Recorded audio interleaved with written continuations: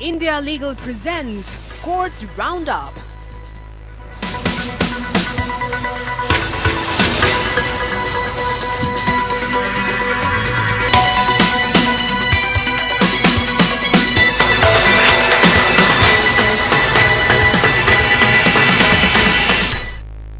नमस्कार, आप देख रहे हैं हमारी खास पेशकश कोर्ट्स राउंड अप। मैं हूं आपके साथ रेशु त्यागी। इस बुलेटिन में अगले आधे घंटे हम आपको कोर्ट से जुड़ी तमाम छोटी बड़ी खबरों से रूबरू करवाएंगे। कोर्ट की कार्यवाही और सुप्रीम कोर्ट से लेकर हाई कोर्ट और लोअर कोर्ट तक के फैसलों को आपके सामने रखेंगे। लेकिन आगे बढ़ने से पहले एक नजर डाल लेते हैं हेडलाइंस पर। ऑर्थो आयुर्वेदिक ऑयल और कैप्सूल अब दर्द भी घुटने टेकेगा। चुनावी बॉन्ड मसले पर सुप्रीम कोर्ट ने स्टेट बैंक ऑफ इंडिया को सुनाई खरी। कहा एसबीआई 21 मार्च 5 बजे तक सारी जानकारी करे साझा। केंद्र ने कहा सोशल मीडिया पर चलाया जा रहा गलत तरीके से कैंपेन।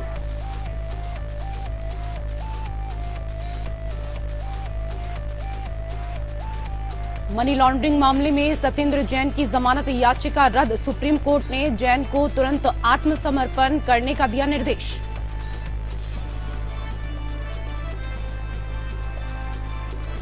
तमिलनाडु के राज्यपाल ने पोनमुडी को शपथ ग्रहण करने से किया इनकार। राज्यपाल के निर्णय को सुप्रीम कोर्ट में चुनौती। पोनमुडी है आय से अधिक संपत्ति के मामले में दोषी।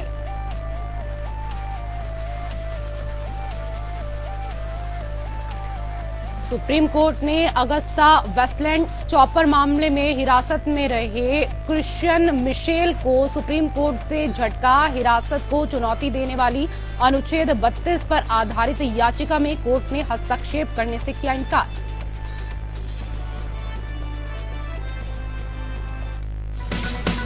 India Legal presents Courts Roundup.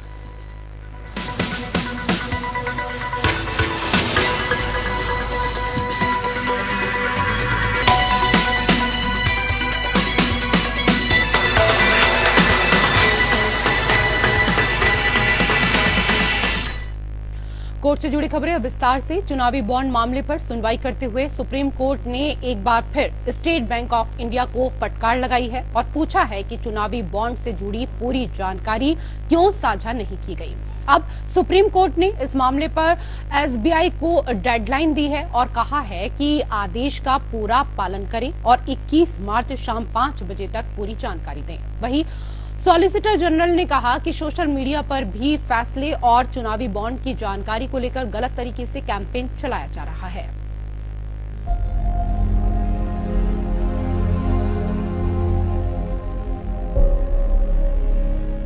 चुनावी बॉन्ड मसले पर सुप्रीम कोर्ट में सुनवाई हुई। सुनवाई के दौरान चुनावी बॉन्ड के मुद्दे पर भारतीय स्टेट बैंक को सुप्रीम कोर्ट की तरफ से बड़ा झटका लगा है।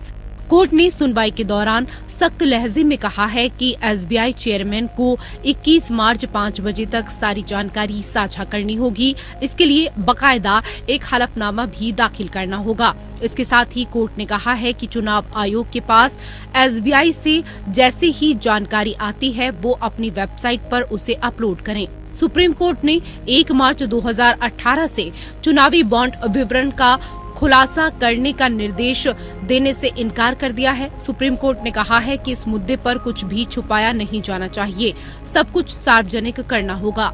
सुनवाई के दौरान सीजेआई ने भारतीय स्टेट बैंक से पूछा कि आपने पूरी जानकारी क्यों नहीं दी। सीजेआई ने कहा फैसले में स्पष्ट था कि सभी विवरण का खुलासा किया जाना चाहिए, कुछ भी चयनात्मक नहीं होना चाहिए।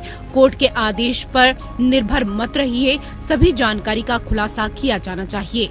एसबीआई की ओर से पेश वकील हरीश साल्वे ने कहा कि जहां तक बॉन्ड के नंबर की बात है तो हमें कोई परेशानी नहीं, हम दे देंगे। सीजेआई ने कहा कि आप किस फॉर्मेट पर इलेक्टोरल बॉन्ड के डेटा को रखते हैं, आप बॉन्ड का डेटा अल्फा न्यूमेरिक रखने का क्या मतलब था, क्या ये सुरक्षा को लेकर था या कुछ और।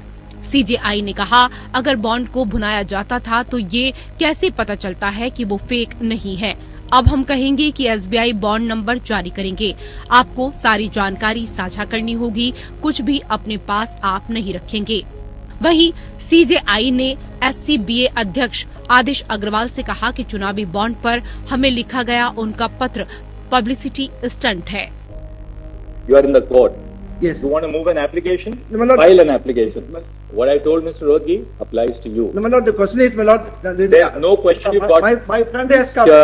Mr. Nidumbara, 1 second. Yes. You've got my decision as Chief Justice. We are not hearing you. If you want to file an application, move it on the email.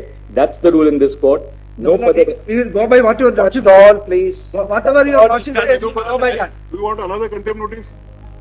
केंद्र सरकार ने सुप्रीम कोर्ट को बताया कि चुनावी बॉन्ड योजना को रद्द करने के शीर्ष अदालत के फैसले का सोशल मीडिया पर विभिन्न व्यक्तियों द्वारा दुरुपयोग किया जा रहा है। सोशल मीडिया पर एजेंडा चलाया जा रहा है। सॉलिसिटर जनरल ने कहा कि सोशल मीडिया पर भी गलत तरीके से कैंपेन चलाया गया है। अगर किसी ने किसी को पैसा दिया तो उसके बाद उसे सब अपने अपने तरीके से देखेंगे।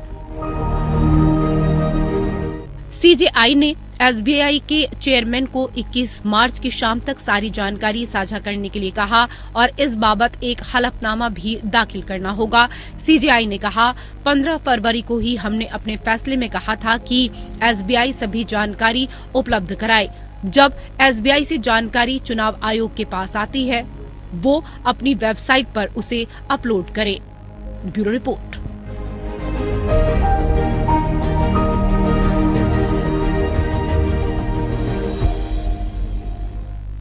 और उधर मनी लॉन्ड्रिंग केस में आप नेता सत्येंद्र जैन को आज यानी सोमवार को बड़ा झटका लगा है। देश की सर्वोच्च अदालत यानी सुप्रीम कोर्ट ने उनकी जमानत याचिका खारिज कर दी है। कोर्ट से अर्जी खारिज होने के बाद आम आदमी पार्टी के पूर्व मंत्री को तत्काल सरेंडर करना होगा। सुप्रीम कोर्ट से सत्येंद्र जैन ने सरेंडर के लिए वक्त मांगा था, लेकिन अदालत ने ये मांग भी नहीं मानी। सुप्रीम कोर्ट की पीठ से जस्टिस बेला एम त्रिवेदी और पंकज मित्तल ने फैसला सुनाया है। सत्येंद्र जैन के वकील ने शीर्ष अदालत से कहा कि मेरे मुवक्किल फिजियोथेरेपी से गुजर रहे हैं, इसलिए उन्हें सरेंडर करने में समय लग सकता है। अदालत की पीठ ने इसे ना मानते हुए उन्हें तुरंत सरेंडर करने को कहा। शीर्ष अदालत ने जैन की नियमित जमानत याचिका पर 17 जनवरी को अपना फैसला सुरक्षित रख लिया था। सुप्रीम कोर्ट ने 26 मई 2023 को जैन को मेडिकल बेस पर अंतरिम जमानत दी थी। इसके बाद बार बार जमानत की अवधि बढ़ाई गई।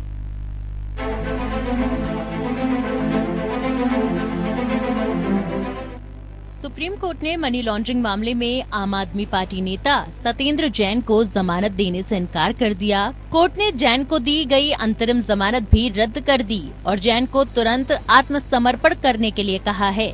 जैन को प्रवर्तन निर्देशालय ने मई 2022 में मनी लॉन्ड्रिंग रोकथाम अधिनियम के तहत मनी लॉन्ड्रिंग के आरोप में गिरफ्तार किया था।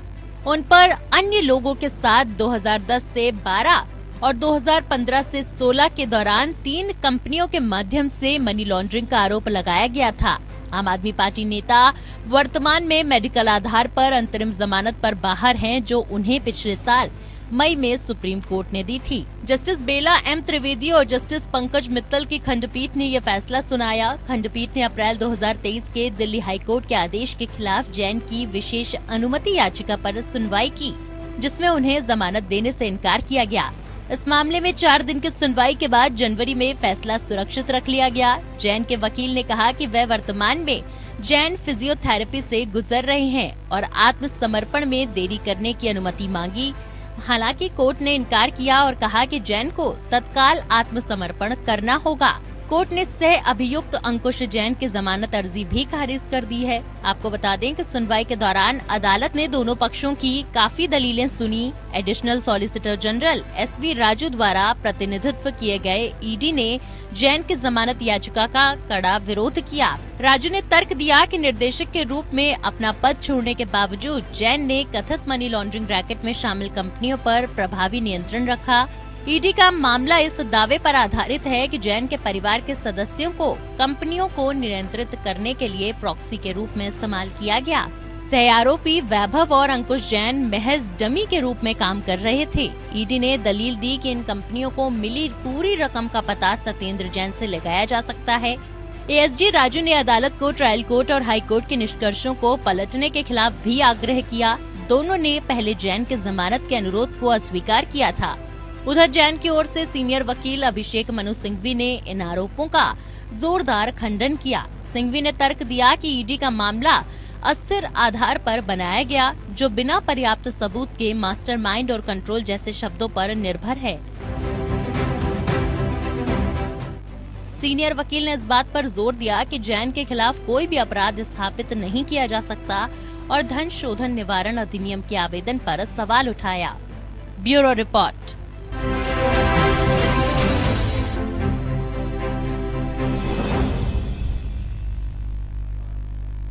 और उधर तमिलनाडु के मुख्यमंत्री के द्वारा पोनमुडी को मंत्री नियुक्त करने से राज्यपाल आर.एन. रवि के इनकार करने को तमिलनाडु सरकार सुप्रीम कोर्ट में चुनौती दी है। सुप्रीम कोर्ट राज्यपाल के फैसले के खिलाफ तमिलनाडु सरकार की याचिका को सूचीबद्ध करने पर विचार करने के लिए सहमत हो गया है। इससे पहले पोनमुडी विधायक पद से अयोग्य ठहराए गए थे। उन्हें मद्रास हाई कोर्ट से आय से अधिक संपत्ति के मामले में दोषी करार दिया गया था और 3 साल की सजा सुनाई गई थी। लेकिन पोनमुडी को 13 मार्च 2024 को सुप्रीम कोर्ट से राहत मिली और उनकी सजा पर रोक लगा दी गई। विजिलेंस और भ्रष्टाचार निरोधक निदेशालय ने 2011 में पोनमुडी और उनकी पत्नी विशालाक्षी के खिलाफ मामला दर्ज किया था। पोनमुडी ने 2006 से 2011 तक डीएमके सरकार के दौरान उच्च शिक्षा और खनन मंत्री का पद संभाला था। तमिलनाडु विधानसभा अध्यक्ष एम अप्पावू ने पोनमुडी को बहाल कर दिया। स्पीकर ने बयान जारी कर कहा कि राज्य विधानसभा में पोनमुडी की सदस्यता बहाल कर दी गई है। इसके बाद मुख्यमंत्री एम.के. स्टालिन ने तमिलनाडु के राज्यपाल आर.एन. रवि को पत्र लिखकर डीएमके के वरिष्ठ नेता पोनमुडी को मंत्री पद की शपथ दिलाने के लिए कहा।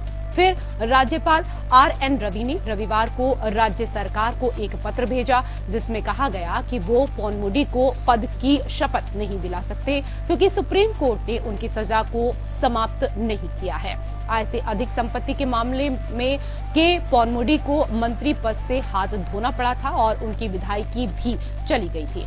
सुप्रीम कोर्ट द्वारा पोनमुडी की सजा पर रोक लगाने के बाद भी राज्यपाल ने उन्हें मंत्री पद की शपथ दिलाने से इनकार कर दिया है।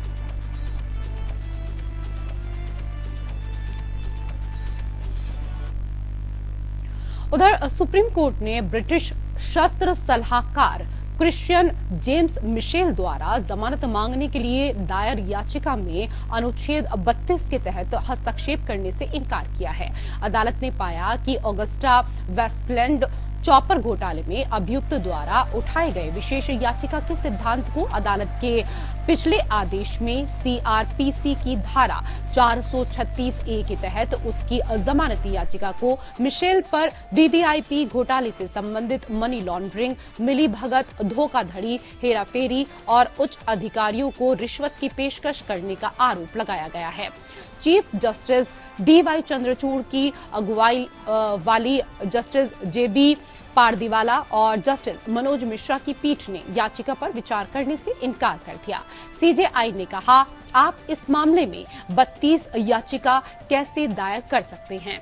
मिशेल की ओर से पेश हुए वकील अल्जो जोसेफ ने भारतीय प्रत्यर्पण अधिनियम 1962 की धारा 21 पर भरोसा करते हुए कहा कि याचिकाकर्ता पर प्रत्यर्पण डिक्री में उल्लेखित अपराध के अलावा किसी अन्य अपराध के तहत आरोप नहीं लगाया जा सकता है। उन्होंने विशेषज्ञता के सिद्धांत का लाभ उठाने का आग्रह किया। कानून कहता है कि अभियुक्त या दोषी व्यक्ति ने विदेशी राज्य द्वारा आत्मसमर्पण कर दिया हो। ऐसे व्यक्ति जब किसी ऐसे अपराध का आरोप लगाया जाता है तो दोषी ठहराया जाता है, जो यदि भारत में किया जाता तो प्रत्यर्पण अपराध होता। तो ऐसे व्यक्ति पर कार्रवाई नहीं की जाती जो जब तक उसे राज्य में लौटने का अवसर न मिला हो। उस व्यक्ति पर भारत में किसी अन्य अपराध के लिए मुकदमा नहीं चलाया जाएगा। अंतर्राष्ट्रीय कानून के दायरे में मान्यता प्राप्त कानूनी सिद्धांत प्रत्यर्पण करने वाले देश को प्रत्यर्पित देश किए जाने वाले व्यक्ति पर मुकदमा चलाने से केवल प्रत्यर्पण और आत्मसमर्पण के बीच सहमत शर्तों और अपराधों की सीमा तक सीमित करता है।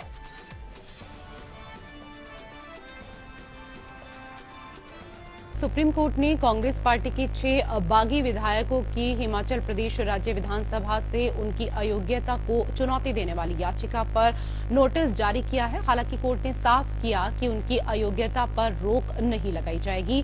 साथ ही ये इस सवाल की जांच करने पर भी सहमत हुआ कि क्या हाल ही में घोषित नए उपचुनावों को निलंबित किया जाना चाहिए। इन विधायकों ने राज्यसभा चुनाव के दौरान क्रॉस वोटिंग करके और बाद में फरवरी में बजट वोट से अनुपस्थित रहकर मुख्यमंत्री सुखविंदर सिंह सुक्खू के नेतृत्व वाली अपनी ही सरकार के खिलाफ विद्रोह कर दिया था, जिससे राज्य में संवैधानिक संकट पैदा हो गया। बीजेपी उम्मीदवार हर्ष महाजन के समर्थन के परिणाम स्वरूप कांग्रेस नेता और सीनियर एडवोकेट अभिषेक मनु सिंह भी विधानसभा में कांग्रेस के बहुमत के बावजूद राज्य की एकमात्र राज्यसभा सीट हार गए। जस्टिस संजीव खन्ना और जस्टिस दीपांकर दत्ता की पीठ संविधान के अनुच्छेद 32 के तहत बागी विधायकों द्वारा दायर रिट याचिका पर सुनवाई कर रही है। जस्टिस खन्ना ने आखिरी मौके पर याचिकाकर्ताओं के वकील के कहने पर सुनवाई स्थगित करने पर सहमति व्यक्त करते हुए पूर्व विधायकों से हाईकोर्ट का रुख न करने के उनके फैसले पर स्पष्ट रूप से सवाल उठाया। गौरतलब है कि पीठ ने अनुच्छेद 32 के तहत इस याचिका की सुनवाई योग्यता पर संदेह व्यक्त करते हुए पूछा कि याचिकाकर्ताओं के किन मौलिक अधिकारों का उल्लंघन हुआ। सुनवाई के दौरान बागी विधायकों का प्रतिनिधित्व कर रहे सीनियर वकील हरीश साल्वे ने उनकी अयोग्यता की घटनाओं के अनुक्रम पर प्रकाश डाला। उन्होंने आरोप लगाया कि राज्यसभा चुनाव से पहले 15 फरवरी को कांग्रेस पार्टी द्वारा कथित तौर पर जारी व्हिप याचिकाकर्ताओं को नहीं मिला। सप्तांत में राज्य चुनाव आयोग ने घोषणा की कि 6 रिक्त निर्वाचन क्षेत्र के लिए उपचुनाव 1 जून को होंगे। साल्वे ने अदालत को बताया कि 27 फरवरी को कारण बताओ नोटिस जारी किया गया, जिसमें विधायकों को उनकी अयोग्यता की मांग वाली याचिका पर जवाब देने के लिए समिति के सामने पेश होने के लिए कहा गया। सीनियर वकील ने दावा किया कि इन विधायकों को उनके जवाब में उठाई गई आपत्ति के बावजूद अयोग्य घोषित कर दिया गया, विशेष रूप से ये बताते हुए कि उन्हें याचिका की प्रति नहीं मिली। सुनवाई के अंत में खंडपीठ ने कहा, मुख्य रिट याचिका के साथ साथ स्थगन आवेदन पर भी नोटिस जारी करें। 6 मई से शुरू होने वाले सप्ताह में पुनः सूची जवाबी हलफनामा 4 सप्ताह के भीतर दाखिल किया जाना है। प्रत्युत्तर यदि कोई हो 1 सप्ताह के भीतर।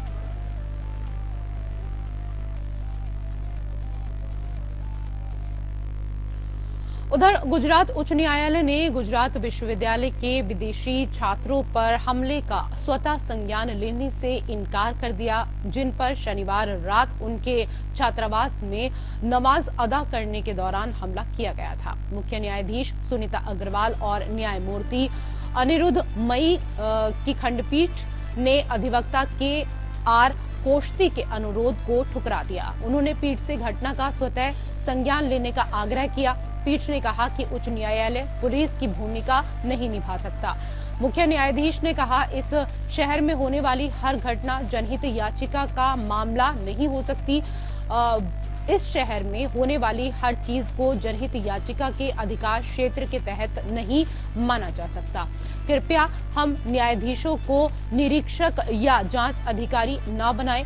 इस मुद्दे को देखने के लिए हमारे पास अपना पुलिस बल है। हम एक अदालत हैं, कोई जांच एजेंसी नहीं। हालांकि कोश्ती ने अदालत से इस मामले को उठाने पर जोर देते हुए कहा कि पुलिस मामले की ठीक से जांच नहीं कर रही है, क्योंकि उसने अपनी एफआईआर में कई महत्वपूर्ण और गंभीर प्रावधानों को लागू नहीं किया है। इसके अलावा उन्होंने फिर से पीठ से आग्रह किया कि ये एक संवैधानिक अदालत है जिसके पास सार्वजनिक महत्व के मामले पर अधिकार क्षेत्र है। दरअसल जय श्री राम का नारा लगाते हुए लगभग 20 लोग 16 मार्च को गुजरात विश्वविद्यालय के लड़कों के छात्रावास में घुस गए थे और कथित तौर पर अफ्रीकी देशों, अफगानिस्तान और अन्य देशों के मुस्लिम छात्रों को छात्रावास परिसर में नमाज अदा करने से रोक दिया गया था।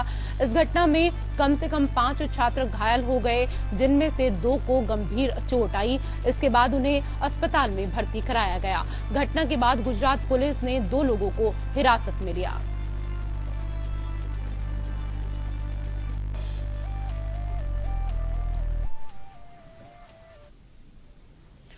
जब हम किसी को पैसे देते हैं तो कभी कभी चेक बाउंस हो जाता है। ऐसे में क्या हम पर आपराधिक कार्रवाई हो सकती है? आइए इंडिया लीगल वेब रिपोर्टर से इस मसले को समझते हैं।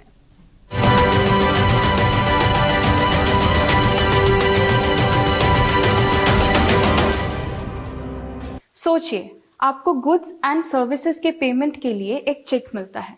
आप उसे खुशी खुशी अपने बैंक खाते में जमा करवाते हैं, लेकिन दुख की बात यह है कि चेक बाउंस हो जाता है। ये इसलिए होता है क्योंकि चेक के ड्रॉअर के खाते में पर्याप्त धन नहीं होता है, जिससे चेक बैंक द्वारा नामांकित नहीं हो पाता है और वापस दे दिया जाता है। अब बात करते हैं नेगोशिएबल इंस्ट्रूमेंट्स एक्ट के सेक्शन 143A की। इस सेक्शन के अनुसार कोर्ट ड्रॉअर को इंटरिम कंपेंसेशन पे करने का ऑर्डर दे सकती है, जो चेक के वैल्यू को 20% तक हो सकता है। हाल की एक जजमेंट में सुप्रीम कोर्ट ने ये क्लैरिफाई किया है कि ये प्रोविजन मैंडेटरी नहीं है, बल्कि डिस्क्रिशनरी है। सेक्शन 143A सब सेक्शन 1 की लैंग्वेज पर ध्यान दें तो उसमें मे का इस्तेमाल किया गया है। जो ये वर्ड मे है, ये कोर्ट की डिस्क्रिशन बताता है for the grant of the interim compensation. ये फैसला कोर्ट केस के मेरिट्स, ड्रॉअर के फाइनेंशियल सिचुएशन, ट्रांजैक्शन के नेचर जैसे कई और फैक्टर्स को ध्यान में रखते हुए दे सकती है।